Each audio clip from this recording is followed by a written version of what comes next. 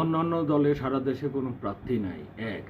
দুই নম্বর হচ্ছিল অন্যান্য দল সারা দেশে তৃণমূল পর্যায়ে হচ্ছিল কন্ট্রোল নাই, মাঠ দখল কেন্দ্র দখলের জন্য অন্যান্য দলের হচ্ছিল ক্ষমতা নাই। মাঠ পর্যায়ে বিএনপি ছাড়া অন্য কাউকে ভয় পায় না। বাংলাদেশের মানুষ মার্কা দেখে ভোট দেয়। হ্যাঁ, বিএনপির বিরুদ্ধে নেগেটিভ একটি ন্যারেটিভ দাঁড় হয়ে গিয়েছে। সেই ন্যারেটিভ হচ্ছে যে মিটফুটে কিভাবে কিলিং হয়েছে, যা বিগত সরকারের সময় এরকম কিলিং হতো। এটা তো একবারে রাস্তার মধ্যেই এই কিলিংটা হয়েছে।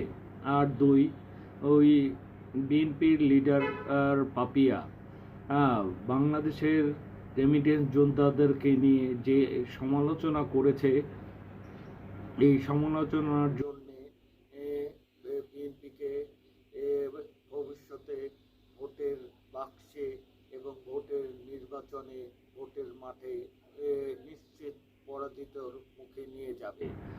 কফিনের শেষ পেরেকটুকু তাদের দলের লোকজনই হচ্ছিল মেরেছে।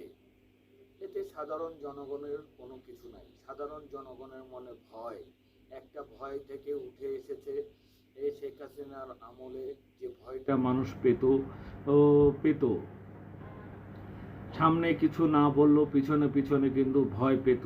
এখন সেই ভয়টা পাচ্ছে হচ্ছিল বিএনপিকে দেখে। বিএনপির নামে সামনে কিছু বলছে না, কিন্তু মনে মনে সেই ভয়টা পাচ্ছে, যার জন্যে বিএনপিকে ভবিষ্যতে ইলেকশনের মাঠে পস্তাতে হবে। মাঠ দখল কেন্দ্র দখল করে এখন আর ভোট পাওয়া সম্ভব না। এখন ডিজিটাল যুগ, এটা তারা ভুলে গিয়েছে।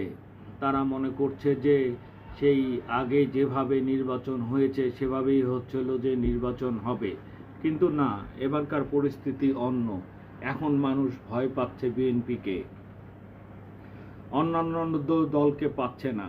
কিন্তু বিএনপির একটা পজিটিভ সাইড হচ্ছিল এরা মাঠ দখল করা, তৃণমূল পর্যায়ে হচ্ছিল মাঠ দখল করা এবং দলের কেন্দ্রীয়ভাবে কিভাবে কন্ট্রোল করা যায় ইলেকশন মেকানিজম, এটা এরা ভালো জানে অন্যান্য দলের চেয়ে।